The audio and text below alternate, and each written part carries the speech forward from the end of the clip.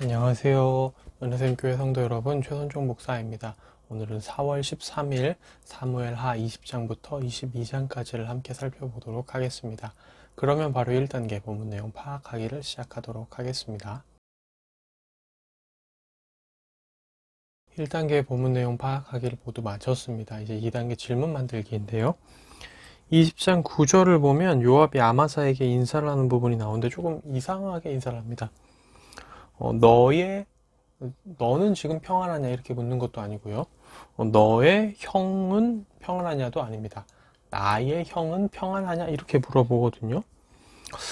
왜 이렇게 아마사에게 물어봤을까? 인사를 왜 이런 식으로 했을까? 물론 이제 진정으로 하는 인사는 아니었지만요.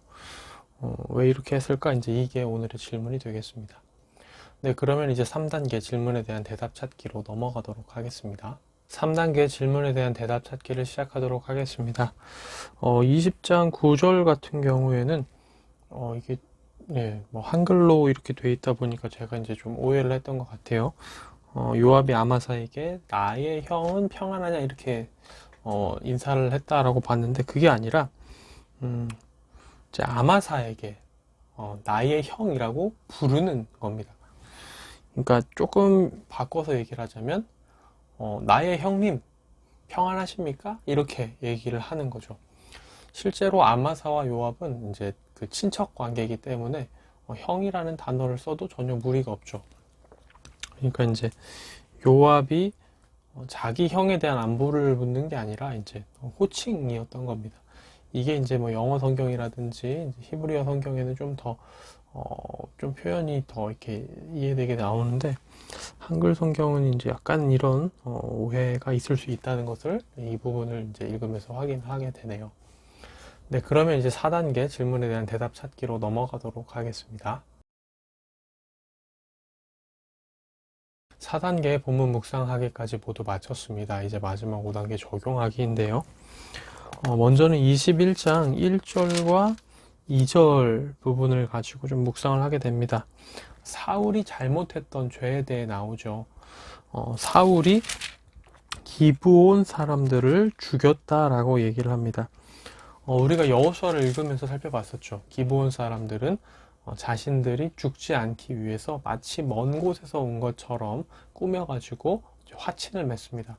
그래서 여호수아와 이제 이스라엘 사람들은 기브온을 멸하지 못하고 그들을 이스라엘 가운데 살게 하면서 종으로 부렸죠. 그런데 이 사울이 그들을 죽여버린 겁니다. 이들의 원래 그 혈통이 여기 보면 2절에 아모리 사람이라고 얘기를 하잖아요. 그 아모리 사람이었기 때문에 죽였다라고 얘기를 하는 거죠. 하나님 보시기에 이게 악한 거였던 겁니다. 비록 속아서 했을지라도 여호와의 이름으로 맹세하고 화친을 맺었죠. 그렇기 때문에 그것은 무조건 지켜야만 합니다. 그런데 이제 와서 사울이 그걸 어겨버린 거죠. 그래서 그 결과로 21장 1절을 보면 3년 동안 기근이 있었던 겁니다. 근데 여기서 얘기를 하면 2절을 보면 사울이 이스라엘과 유다 족속을 위하여 열심히 있음으로 죽였다라고 얘기를 합니다. 잘못된 열심이죠. 하나님이 기뻐하시지 않는 열심입니다.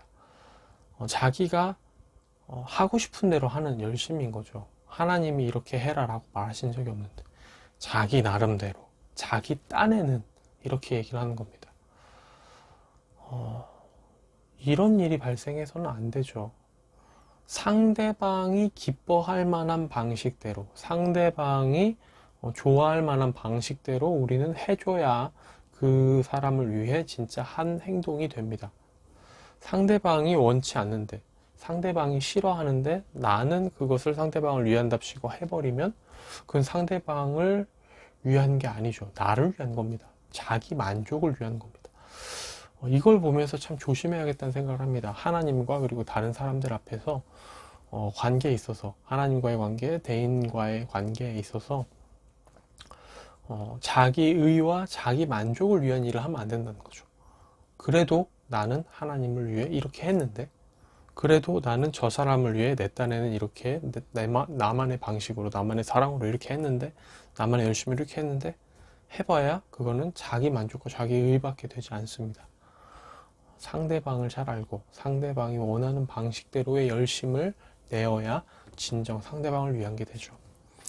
그런 부분들을 좀 생각하게 되면서 내 기준에서 자꾸 생각하려고 하지 말고 상대방의 입장을 생각하고 상대방을 위한 선택들과 행동을 해야겠다, 이런 생각들을 하게 됩니다. 잘못된 열심은 오늘 본문을 통해서 볼 수 있겠지만 나뿐만 아니라 같은 민족 주변이 다 고통을 받아요. 사울이 한 열심 때문에 이스라엘 전체가 3년 동안 기근을 겪어야 했습니다. 그 사람들은 도대체 무슨 죄입니까? 그리고 보면은 이후에 자손들이 죽습니다.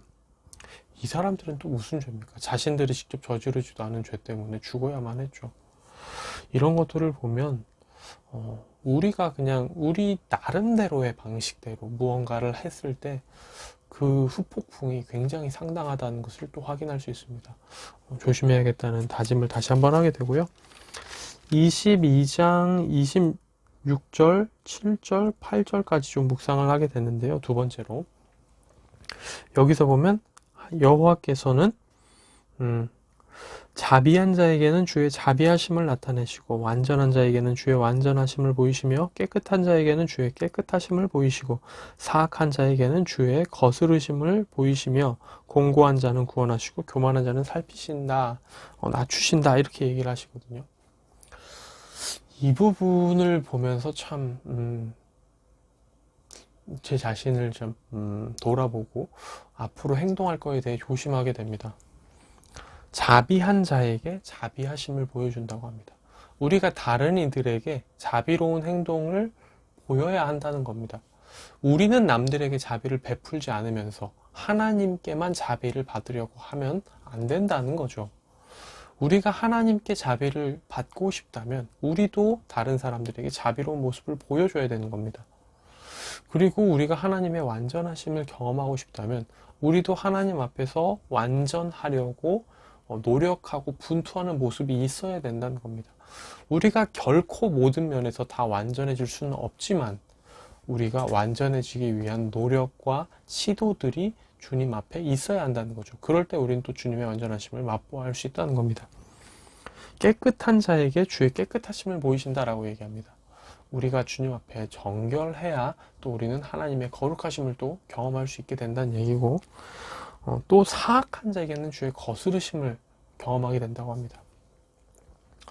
우리가 하나님 보시기에 악을 행한다면 주님께서는 주님의 그 거스르심, 우리를 억류하시고 우리를 멈추시겠죠. 공고한 백성, 우리의 어려움이 있을 때 하나님 우리를 구원해 주실 것이고 우리가 교만할 때 우리를 낮추실 거다라고 얘기를 합니다. 주님 앞에 내가 어떤 삶을 살아야 하는가, 내가 그리고 어떤 삶을 살 때 주님이 나에게 어떻게 보상해 주시는가, 이런 것들을 좀 묵상하게 됩니다. 우리가 자비로워야 할 이유가 여기에 또 있는 거죠. 우리가 정결해야 할 이유가 여기에 또 있는 거고요. 우리가 성화의 삶, 완전함을 향해 나아가야 할 이유가 여기 있는 거고요. 우리가 악을 행하지 말아야 할 이유가 여기 있는 겁니다. 겸손하고 또 고난 중에도 주를 바라봐야 할 이유가 여기 있는 거죠. 이 말씀들을 바라보면서 그래, 자비한 자, 완전한 자, 깨끗한 자, 그리고 악하지 않은 자가 되기 위해, 그리고 겸손한 자가 되기 위해 오늘 하루 내가 무엇을 할 수 있을까, 어떻게 해야 할까, 이런 것들을 좀 고민하게 되는 오늘입니다. 네, 오늘의 큐티는 여기서 마무리가 되고요. 내일 다시 뵙도록 하겠습니다. 안녕히 계세요.